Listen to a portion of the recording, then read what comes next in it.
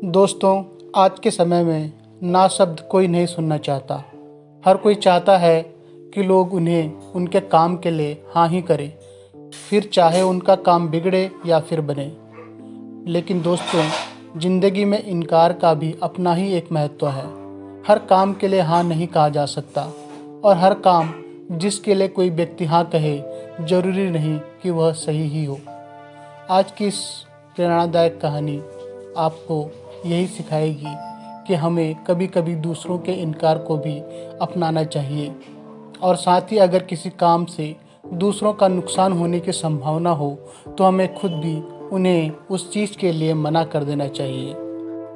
कई लोग ऐसे होते हैं जो खुद के फैसले खुद ही लेते हैं, ना वो दूसरों से कुछ पूछते हैं और ना ही उनकी ज़िंदगी में कोई ऐसा होता है जो उन्हें मना कर सके। ऐसी स्थिति में लोग कई बार ऐसे काम कर जाते हैं जिनसे उनकी ज़िंदगी में मुसीबतें बढ़ जाती हैं, और फिर वो ये सोचते हैं कि काश किसी ने हमको समझा दिया होता या किसी ने हमको ये करने से मना कर दिया होता। तो दोस्तों, शुरू करते हैं आज की कहानी। बहुत समय पहले की बात है। एक घने जंगल में एक चिड़िया अपने बच्चों के साथ रहा करती थी। वो चिड़िया जिस पेड़ में रहती थी वह नदी के पास था, जिसकी वजह से चिड़िया को खाने पीने की चीज़ें पास में ही मिल जाती, और वो चिड़िया उस जगह को छोड़कर कहीं नहीं जाती।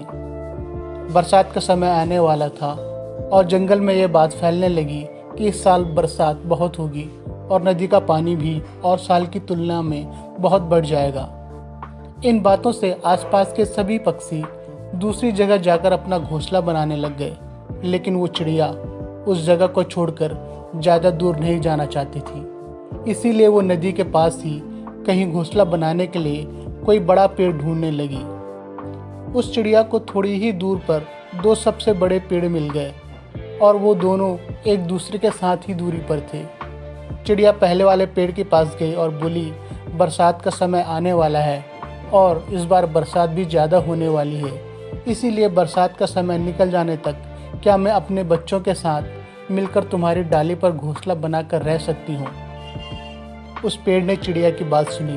पेड़ कभी किसी को सहारा देने से मना नहीं करते, लेकिन उस पेड़ ने बहुत ही बेरुखी से उस चिड़िया को मना कर दिया और किसी दूसरी पेड़ में घोंसला बनाने की नसीहत दे दी।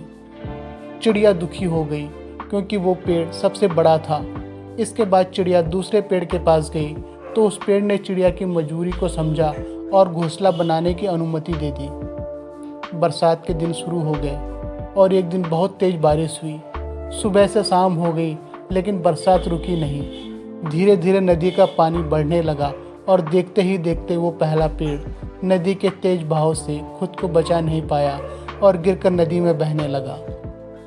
उस पेड़ को बहता देखकर चिड़िया बोली, ए पेड़, एक दिन मैं तुमसे सहारा मांगने आई थी, परंतु तुमने बड़ी ही बेरुखी से मुझे मना कर दिया था, और आज उसी की सज़ा भगवान ने तुम्हें दी है।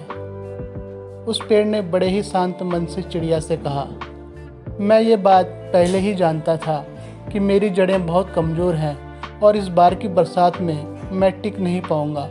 मैं तुम्हारी और तुम्हारे बच्चों की जान खतरे में नहीं डालना चाहता था, इसीलिए उस दिन मैंने तुम्हें घोंसला बनाने के लिए मना किया था।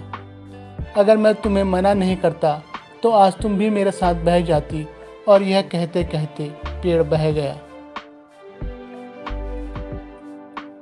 दोस्तों, ये छोटी सी बात हमको ये सिखाती है कि कभी भी किसी के इनकार को, या जब भी कोई हमें किसी चीज़ के लिए मना कर देता है तो उस बात को दिल पर नहीं लगाना चाहिए, क्योंकि कई बार चीज़ें हमारे ही भले के लिए होती हैं। जैसे कई बार घर में बड़े लोग या हमारे माता पिता हमें किसी चीज़ के लिए मना कर देते हैं, तो हमें कभी भी इस बात से उनको नाराज़ नहीं होना चाहिए, क्योंकि वह लोग अपनी समझदारी और हमारा अच्छा बुरा देखकर ही फैसले लेते हैं। जब उन्हें लगता है कि कोई चीज़ हमारे लिए सही नहीं है तो वह उसे करने के लिए मना कर देते हैं, और हमें हमेशा अपने बड़ों की बात माननी चाहिए, क्योंकि उनकी ज़िंदगी का जो भी एक्सपीरियंस है वह उसके अनुसार हमारे लिए फ़ैसले लेते हैं। और कई बच्चे होते हैं जो अपने माँ बाप के खिलाफ़ जाकर कुछ ना कुछ ऐसा काम कर देते हैं जिससे उनके लिए मुसीबत खड़ी हो जाती है।